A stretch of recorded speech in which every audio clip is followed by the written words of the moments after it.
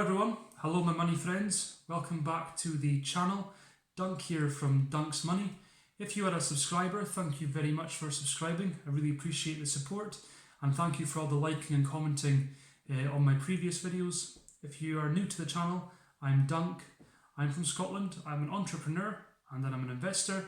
I'm really interested in finance, and this is my YouTube channel where I will share stocks and shares sorts of tips, financial issues and other sort of money matters. I'll be posting videos here. So make sure to subscribe so that you get all my latest videos, and I hope that you will enjoy them. I started off in the world of finance about five years ago or so, and I understand that it can be quite confusing at first, but don't worry, you will get there. Keep watching the videos and watch other folk as well, and you'll learn lots more about finance. I hope you enjoy. Hello money friends, hello YouTube followers, welcome back to another episode here on Dunk's Money with me, Dunk. Today we're going to speak about fractional shares, and I'll explain exactly what is a fractional share. So a fractional share is exactly what it sounds like. You are buying a fraction of a share. So let's say, for example, and guys, as you know, I like to keep things really simple. This is the best way to learn. Let's say, for example, you walk into a supermarket and you want to buy a really big, tasty cake. So a massive chocolate cake, right? But when you walk in, they tell you, oh, it's £100 for this chocolate cake. And you think, oh, right, okay, I do love chocolate cake, but I don't love it so much that I want to spend £100 on it. That's too much money for me to spend at this time. Maybe what I'll do is I'll buy one slice of chocolate cake and take it home. So they say, yeah, no problem. You can have one slice of the chocolate cake for £10.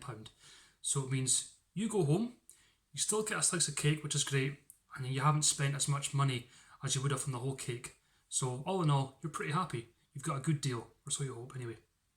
That's the same with fractional shares. So if you look at big stocks, like for example Tesla. So I own Tesla stock, and when I bought Tesla, it was $775 a share, which is a lot of money, guys, right? It is a lot of money. And for a lot of people, that's just far too much money to spend on one share, and I can totally see that. And that is why they have fractional shares, because it means you, as an individual, aren't blocked or barred from owning a part of Tesla, and you shouldn't be. You should be able to own a part of Tesla. So what they do is they offer you a fractional share. So they say, right, you can't afford the $700 today, so what we'll do, we'll give you a fraction of the share, so you can own a piece of the share. Now, with this, as you can see, the reason it's attractive is because it allows people to still buy into shares they want to own. Even though they can't afford the full share, they can buy a bit of it, which is better than nothing. And if that company pays a dividend, you still get a dividend when you own a fractional share. This is one of the drawbacks with fractional shares is, say for example the company pay a dividend of like, I don't know, say for example like 20 pence a year, and you only own 0.07 of the full share. You can see how then it makes the dividend payment difficult, and you might end up not getting any dividend paid to you because you own so little of the share that actually when they work out the dividend you might not get it.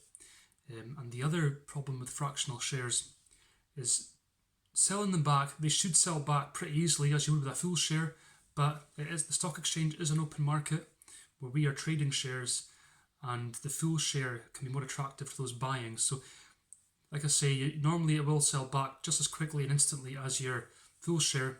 You could have an issue selling back a fractional share possibly, but it's worth contacting your broker regarding that. I can't advise you on that too much, as I don't tend to use them myself. But yeah, basically in conclusion, a fractional share allows you to own a small part of a share. So it means that you're not blocked from the market, and I think that's a really good idea. I'd be really interested, guys, if you own fractional shares in any companies at all, could you please comment below and just let me know how much you own and of what stock. Something I'm looking at. I might try it myself and see how I get on. But if you can let me know, that would be great. If this video has helped you at all, my explanation as to what a fractional share is, then let me know, just so I know, guys, that I don't want to sound patronising or anything. I'm trying to make things really simple, because when I started off with share dealing, there was so much jargon that I just didn't even understand what it meant. So that's the aim of this, is to make it really easy to understand. So if it has been easy, that'd be great, let me know. And like always, guys, if you can hit like, so I know I'm going in the right direction, and remember to hit subscribe. You'll get all my videos as they come out. And as I always say, guys, stay safe with the lockdown, and enjoy trading. Enjoy fractional trading. Why not? See how it goes. Cheers. So I really hope you enjoyed that video there. Thank you very much for watching. Please comment below and tell me what you think. If you like this video, please make sure to like it, and please remember to hit subscribe and you'll get all my latest videos. All the best, guys. I'm Dunk and I love money, and so should you.